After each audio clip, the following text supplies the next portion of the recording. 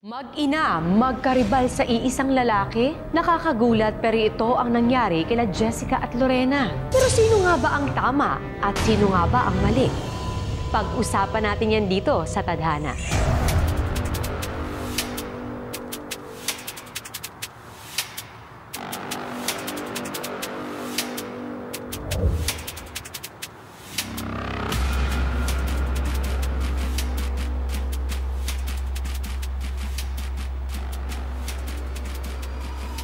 Alam mo, love, akala ko dati pinanganak akong malas.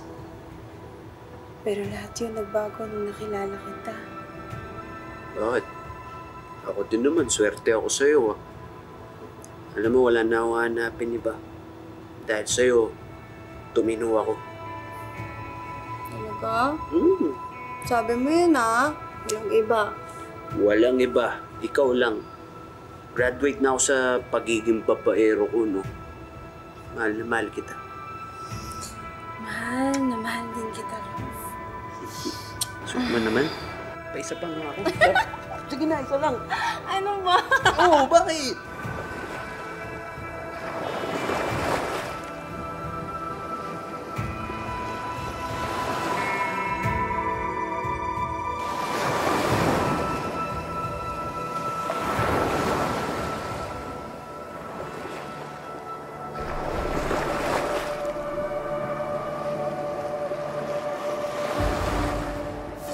Sir, ito pong mga solar light natin. Kami na po bahala dito mag-install.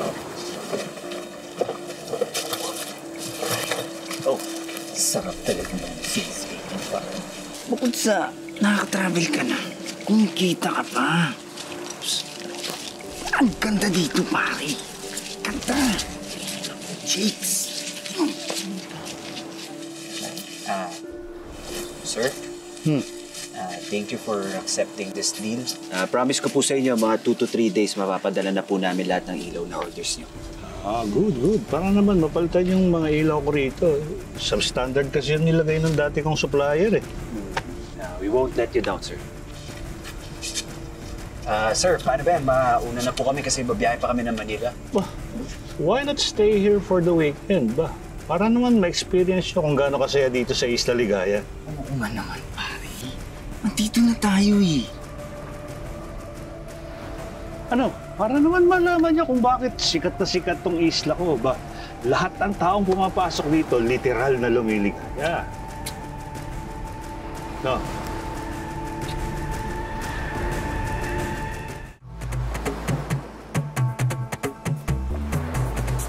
Pare. Hi, girl. Hi! Nung taong pa ng kwento sa isla. Hindi to basta-bastang isla. Paraiso to, pare. Pare, alam mo sa sarili mo, nagbagong buhay na ako. After closing that 5 million peso deal, pare man, deserve natin magpaligaya dito. I know, man. Chicks, Hi! How's your night?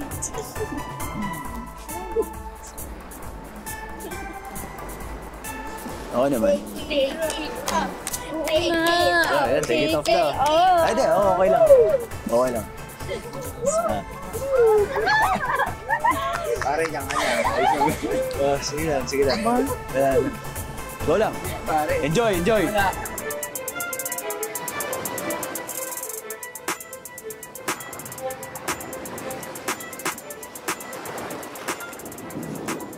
Marcy! Ang sarap ng isaw at mukha ikaw ang type.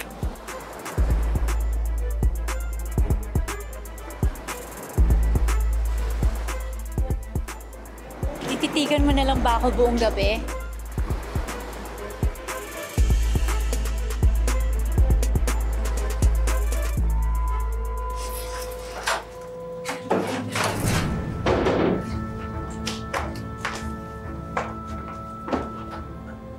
Teka lang, Lorena, may asawa ko. Nasaan na? Hindi ko naman nakikita. Wala dito.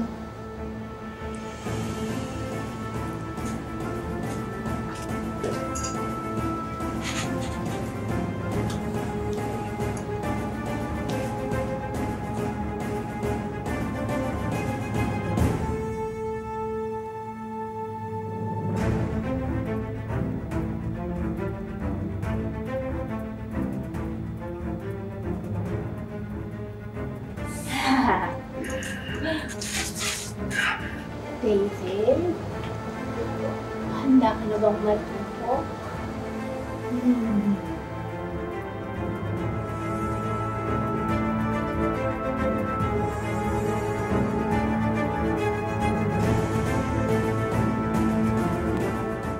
Ang sasarap ng mga pagkain, ha? Oo. Diyos ko, ito pa nagluto. Wait lang, ha? Wait lang. Picturean ko muna.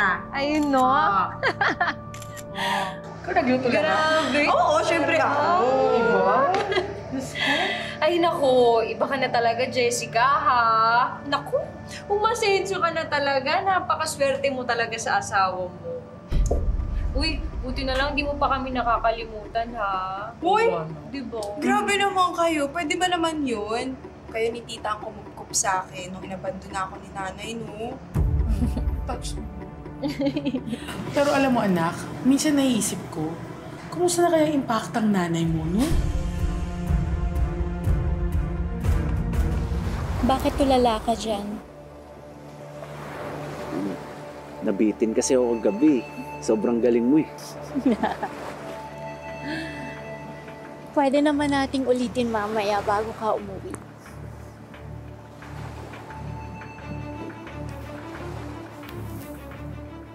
Uy, tara na ba may makita sa atin? Ano naman ngayon? Dito sa Isla Ligaya, walang pakialamanan. Kahit anong gusto mong gawin, pwede.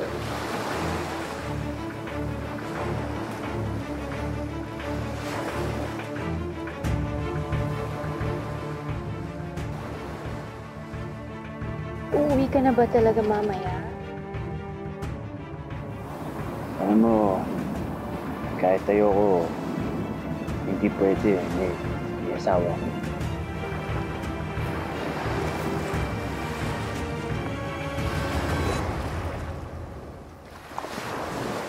Magkikita pa ba tayo?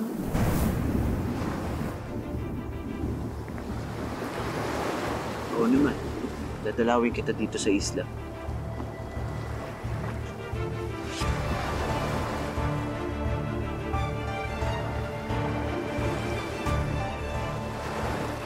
Pero grabe talaga yung nanay mo, no, Jessica? Imagine, iniwan ka talaga. Alam nyo, bata pa lang ako, malaki na talaga yung galit sa akin ni nanay. Akala ko, after all these years, okay na ako, pero nagiging emotional pa rin pala ako pag naisip. Nay, please po, huwag niyo po akong iwan, Nay! Nay, please! Nag-iwan ako! Ano ba? Ayan, Nay! Ilang beses ko bang sasabihin sa'yo na huwag mo akong tatawagin, Nanay? Nay, mahal na mahal po kita, Nay. Hindi ko po kaya na wala ka. Sige na po, Nay. Kayanin mo. Dahil wala akong pakialam sa'yo. Alam mo naman kung bakit, di ba? Dahil ikaw ang alaala ng pambababoy sa akin. Ikaw ang bala sa buhay ko. Kaya pupunta na ako sa Taiwan, iiwan na kita. Nay! Huwag niyo po ako!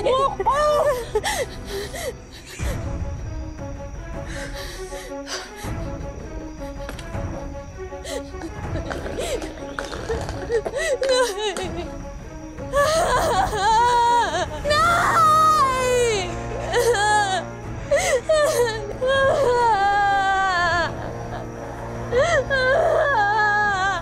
Hello? Diyos ko, anak. Ano nangyayari? Nanay po. Oh. Babalik yun, anak. Babalik. Tumahal ka.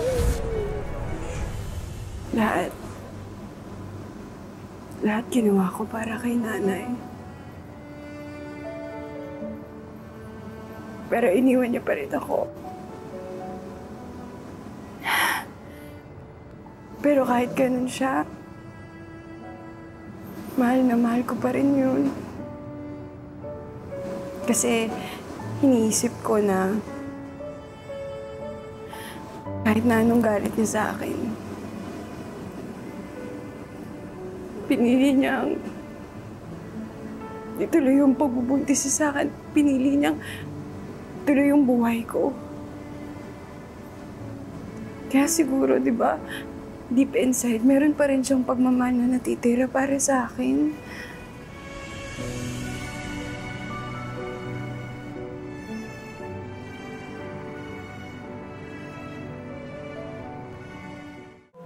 Ay, nako. Mars, nakakaloka! Ano yan?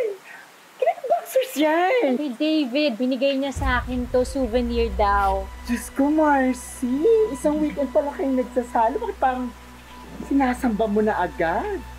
Marcy, ganun talaga. Siya ang lalaking matagal ko nang hinahanap. Gwapo, mabango, masarap, at may pera. Siya na yung swerteng matagal ko nang hinihintay. Pero, may jusawa. Eh di pareho niya kaming jusawain. Hoy! Mag-unos dili ka! Minus 1,000 yun sa langit.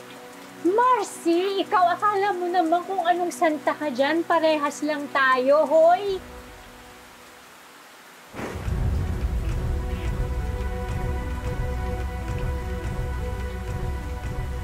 Diyan ka lang, ah. Hi, sir! Para sa'yo, sir.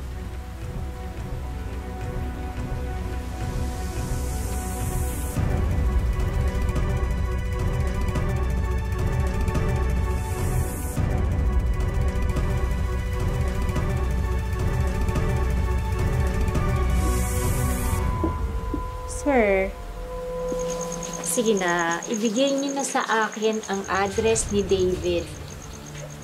Ano ba naman, Lorena? Ba't ba ang kulit mo? Hindi ko sinabi ko na sa'yo ang confidential yun. Hindi ko pwedeng sabihin sa'yo yun.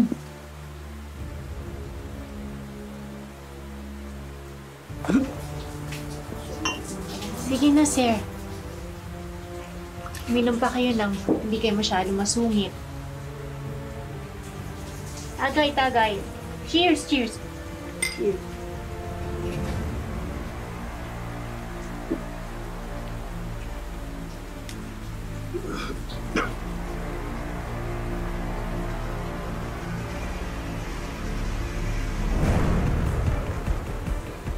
Sir?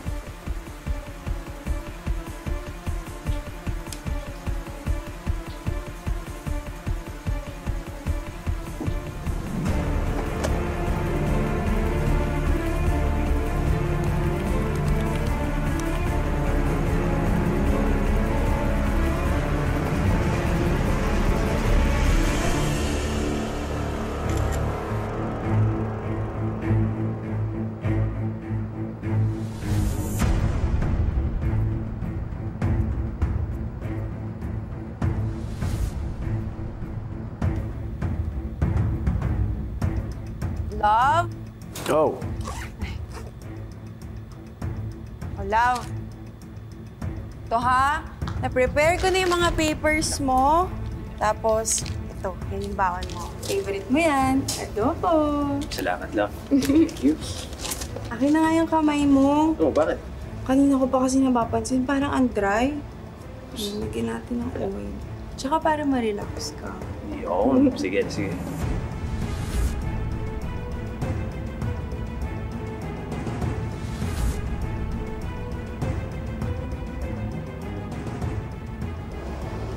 Oh, huwag ka maliliit ng uwi mamaya, ha? David? Handa ka na bang matupok?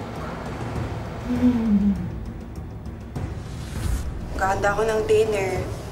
Ano bang gusto mong pagkain? Han? Okay ka lang? Oo, okay lang ako. Mauna na ako kasi baka malate ako sa trabaho. Han? Oh. Ano yung nasa leeg mo? Ito? Wala to. Baka pasalang. Sige na, baka malate na ako, love. Muna na ako. Bye-bye.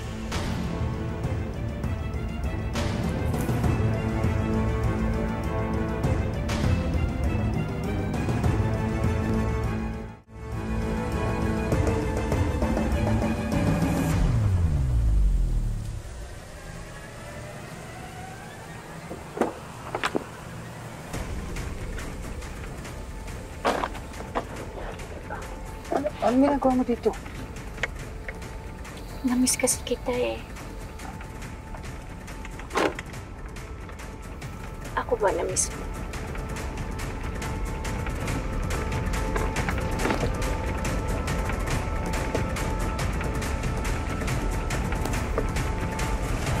Kung isang beses kang nagkamali, dapat mo nang pagsisihan. Pero kung inuulit-ulit mo pa, aba, iba na yan. May problema ka na talaga.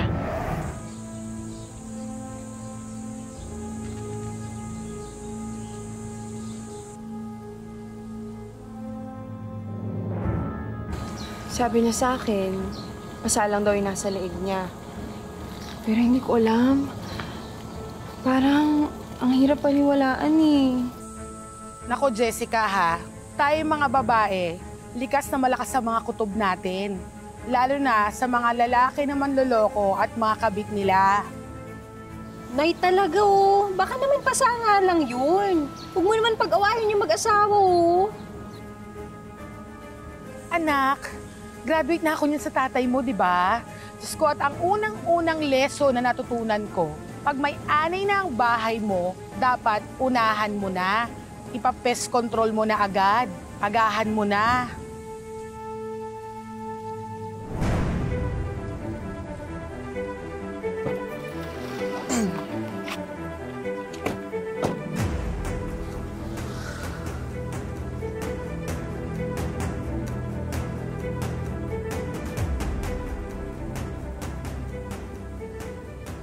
Ang ganda pala ng bahay ni David. Marcy, ito yung dream house ko. Ito yung matagal ko nang gustong buhay at bahay.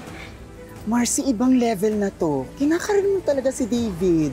Matakot ka naman sa karma. Marcy, buong buhay ko puro kamalasan ang inabot ko. Na-rape ako. Nagtrabaho ako sa Taiwan. Sinaktan lang ako ng amo ko. Kaya ito na yung matagal kong hinahanap na swerte. Hindi ko na to pakakawalan, Marcy. Marcy, may asawa si David. Hinding-hindi siya magiging sayo. Kaya nga nandito tayo eh. Gusto kong makita yung kalaban ko. Ang babaeng papalitan ko.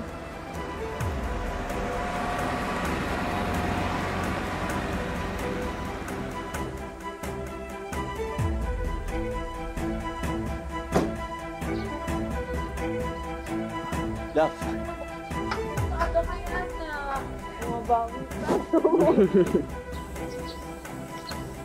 Jessica. Ilang beses ko bang sasabihin sa'yo na huwag mo akong tatawagin, nanay? Nay! Ay, grabe, love. Sorry hindi ko na magtampo sa akin.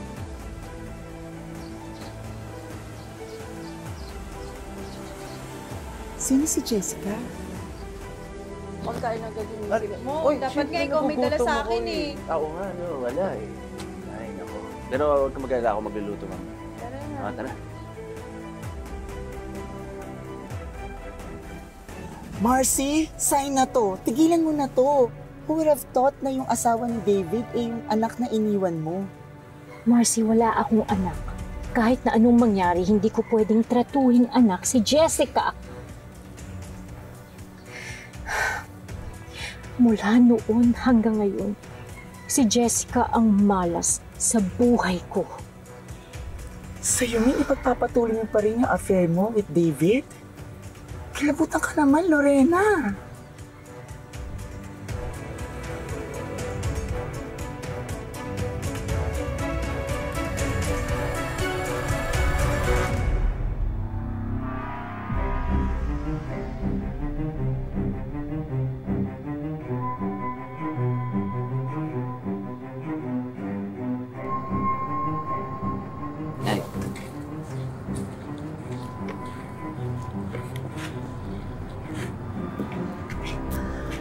Nakakahalata na ba ang asawa mo? Hindi naman, nakakalusot naman. Sabi ko meron akong business meeting ngayon. David, hanggang kailan mo ba ako magiging kabit? Lorena naman, hindi ba masyado pang maaga para pag-usapan natin yan? Bakit pa kasi natin kailangan patagalin kung doon din naman tayo pupunta? Lorena naman. Pwede ba enjoy na lang natin to? Iso-surprise ba talaga natin yung asawa mo o hinuhuli mo siya? Alam mo, kinakabahan kasi talaga ako eh.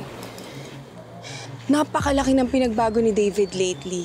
Nandito lang naman tayo para malaman natin yung totoo. Kung wala naman, edi okay. At least, di ba, panatag yung loob ko. Eh, sigurado ka bang nandito sila? Oo, yun yung sabi ng sekretary niya sa akin. Diyan daw sa resto yung ano nila, yung meeting nila. Edi sige, tara na. Tara na nga. May naisip ako.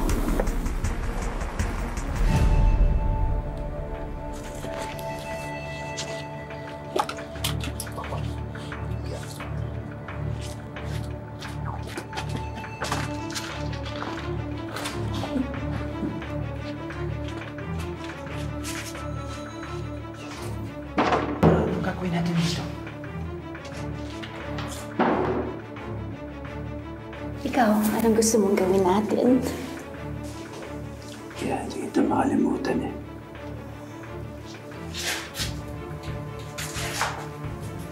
Sabi ko naman sa'yo, kalimutan mo na yung asawa mo.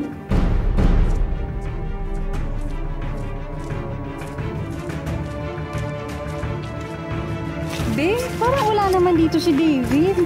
Nilibot ko na yung buong restaurant eh. Oo nga eh. Kanina pa ako nag-iikot-ikot dito, hindi ko din naman siya makita. Sige, teka nga. Mag-CR muna ako. Go.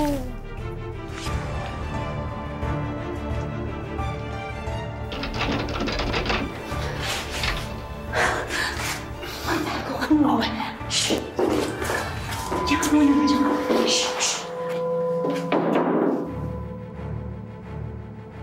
Miss, excuse me. Miss, nakalock yata yung pintuan. Baka pwede makibukas muna ako. Sorry. Sige. Ayan. Sige ba, check out. Sige. Thank you.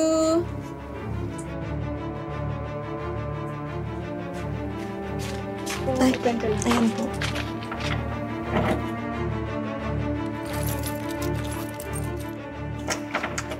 Ay, thank you. Salamat po. Salamat, ate.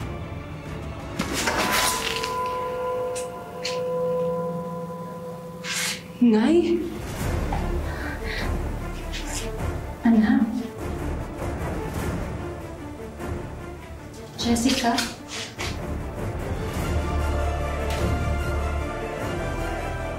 Sa teleserye, sinusugod, sinasabunutan at sinasampal ang mga kabit.